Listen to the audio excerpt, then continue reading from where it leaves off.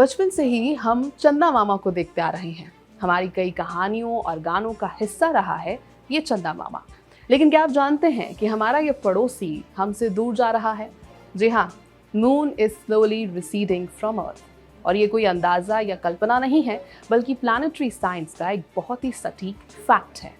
नमस्कार, मेरा नाम है श्वेता शर्मा। आप देख रहे हैं एबीपी लाइव का स्पेस एक्स फाइल्स।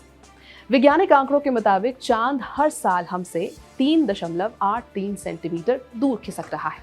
अब आप सोच रहे होंगे 3.83 सेंटीमीटर, ये तो बहुत छोटा नंबर है। जी हाँ, ये लगभग उतनी ही स्पीड है जिस स्पीड से हमारे फिंगर नेल्स बढ़ते हैं। एक इंसान की पूरी जिंदगी में चांद सिर्फ 3 मीटर दूर जाएगा, लेकिन जियोलॉजिकल टाइम स्केल में यानी करोड़ों सालों के पैमाने पर इसके बहुत बड़े और गंभीर परिणाम हो सकते हैं। तो आज की इस रिपोर्ट में हम जानेंगे कि साइंटिस्ट ने इस दूरी को नापा कैसे, इसके पीछे की फिजिक्स क्या है और भविष्य में हमारी पृथ्वी पर इसका क्या असर होगा।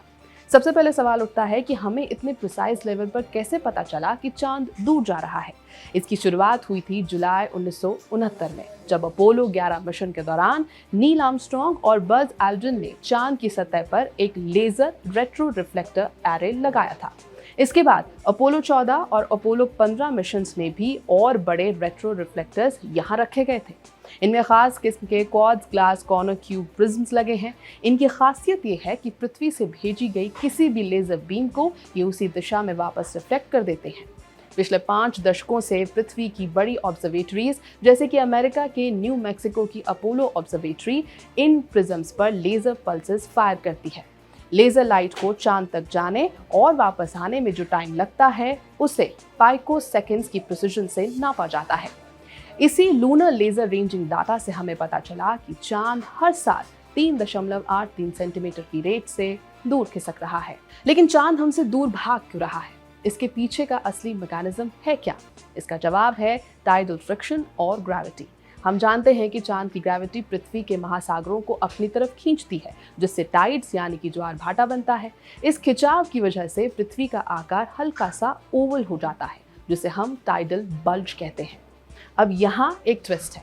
हमारी पृथ्वी अपने एक्सिस पर बहुत तेजी से घूमती है, एक चक्कर 24 घंटे में, जबकि चांद को पृथ्वी का एक चक्कर लगाने में 27 दिन से ज्यादा लगते हैं। पृथ्वी के तेज घूमने की वजह से ये टाइडल बल्ज चांद से थोड़ा आगे निकल जाता है। ये आगे निकला हुआ बल्ज चांद को अपनी तरफ थोड़ा सा ग्रेविटेशनल टग देता है, यानी कि खिंचाव पैदा करता है। जब आप किसी ऑर्बिटिंग बॉडी को आगे की तरफ धक्का देते हैं तो उसकी एनर्जी बढ़ जाती है और वो एक हायर ऑर्बिट में चला जाता है।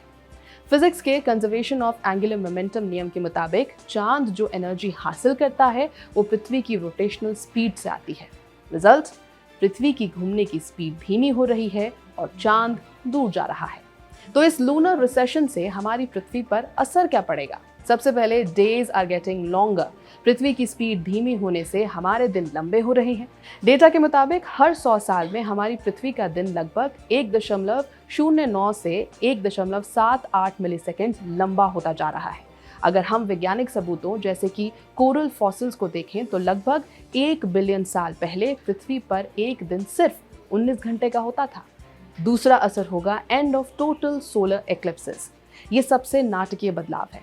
आज हम टोटल सोलर एक्लिप्स यानी पूर्ण सूर्य ग्रहण इसलिए देख पाते हैं क्योंकि आसमान में चांद और सूरज का एंगुलर साइज लगभग बराबर दिखता है। लेकिन जैसे जैसे चांद दूर जा रहा है, आसमान में उसका आकार छोटा होता जाएगा। कैलकुलेशंस के हिसाब से आज से लगभग 600 मिलियन ईयर्स बाद पृथ्वी से आखिरी टोटल सोलर एक्लिप्स देखा जाएगा। उसके बाद इंसान सिर्फ एनुलर एक्लिप्सेस यानी रिंग ऑफ फायर ही देख पाएंगे। तीसरा बड़ा असर वीक ओशन टाइड्स। जैसे जैसे चांद दूर जाएगा उसकी ग्रेविटेशनल ग्रिप कमजोर होगी, जिससे समंदर में आने वाली टाइड्स की ऊंचाई भी कम हो जाएगी। इससे हमारे कोस्टल इकोसिस्टम्स और मरीन लाइफ पर गहरा असर पड़ेगा।